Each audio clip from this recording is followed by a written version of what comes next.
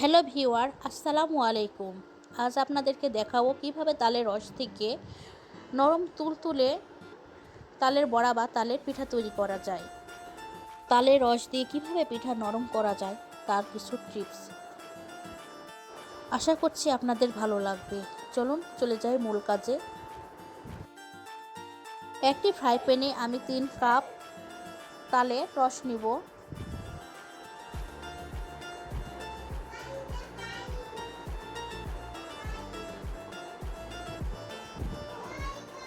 2 cup নেব চিনি,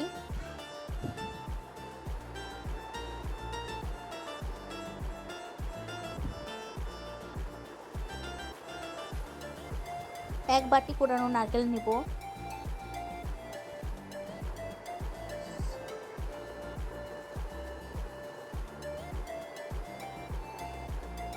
আমি আগে সাদা এলাচ গুঁড়া করে নিয়েছি। এলাচের ছাল ফেলে নিব আর গুঁড়া তালের রসে দিব।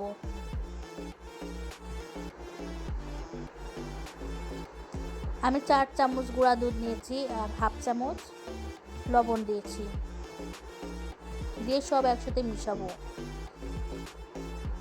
মেশানো হলে আমি হালকা মিডিয়াম তাপে তালের রস কুসুমের চেয়ে একটু বেশি গরম করে নিব। গরম তালের রস দিয়ে পিঠা তৈরি করলে পিঠাটা অনেক সুন্দর নরম তুলতুলে হয়।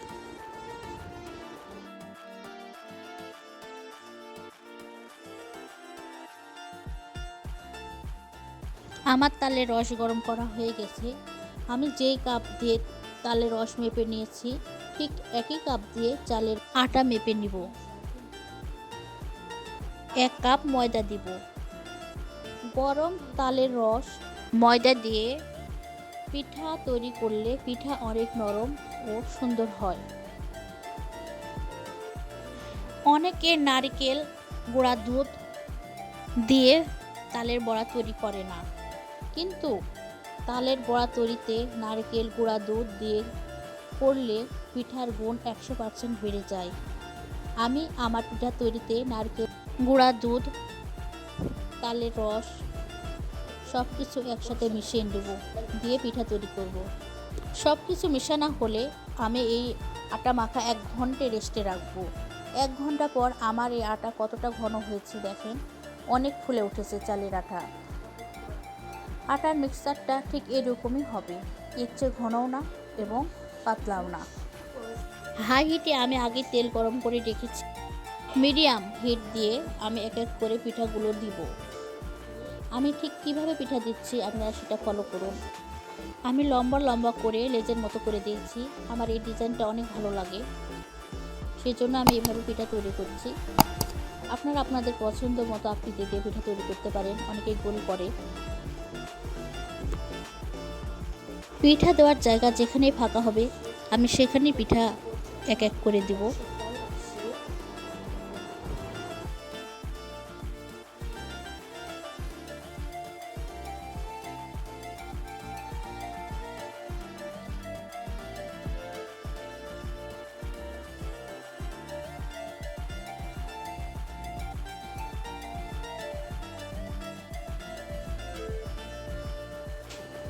তেলে আমার পিঠা দেওয়া হয়ে গেছে, আমি আর পিঠা দিব না। পিঠার নিচে যখন সোনালি রং হবে ঠিক তখন আমি পিঠা নেড়ে দিব এবং উল্টে দেব। কাঁচা অবস্থায় পিঠা নেড়ে দিলে বা উল্টে দিলে পিঠা ভালো হবে না এবং ভেঙে যাবে। পিঠা নিচে এখন হালকা সোনালি রং আসছে, এখন সব পিঠা নেড়ে চেড়ে দিব এবং উল্টে দেব। আমার পিঠা সবগুলোই ফুলেছে। পিঠা ফুললে বুঝতে পারবেন যে আপনার পিঠা হয়েছে, শক্ত হবে না, নরম হবে। পিঠা রং যখন গাঢ় সোনালি রং হবে এবং পিঠা থেকে সুন্দর সুঘ্রাণ বের হবে তখন বুঝতে পারবেন আপনার পিঠা হয়ে গেছে। এখন আমি পিঠা তুলে নেব। আপনাদের বোঝার সুবিধার্থে আমি আবার পিঠা দিয়ে দেখাচ্ছি। ঠিক আমি একই সিস্টেমে আগের মতোই পিঠা দিব। পিঠার নিচে যখন হালকা সোনালি রং আসবে তখন আমি পিঠা উল্টে দেব, আর গাঢ় সোনালি রং হবে যখন তখন পিঠা উল্টে তুলে নেব। আমার এক একটা ব্যাচ ভাজতে 5 থেকে 7 মিনিটের মতো সময় লেগেছে। আমার এই রেসিপি আপনাদের ভালো লাগলে আমার ফেসবুক পেজ স্মার্ট শ্যামলী কিচেনে ফলো করবেন, আর আমার ইউটিউব চ্যানেল স্মার্ট শ্যামলী কিচেনে লাইক সাবস্ক্রাইব করবেন। ধন্যবাদ আমার এই রেসিপি দেখার জন্য। তালের বড়া তৈরির সময় অবশ্যই তালের রস কুসুম গরমের চেয়ে একটু বেশি গরম করে নেবেন, আর কোরানো নারকেল গুঁড়া দুধ দেওয়ার চেষ্টা করবেন, তাহলে পিঠার স্বাদ অনেকটাই বেড়ে যায়। পিঠার রং যখন এরকম সোনালি রং হবে, পিঠা থেকে সুন্দর সুঘ্রাণ বের হবে, তখন বুঝবেন যে পিঠা হয়ে গেছে। দেখলেন তো কত সহজে পিঠা তৈরি করা যায়, তালের বড়া বা তালের পিঠা।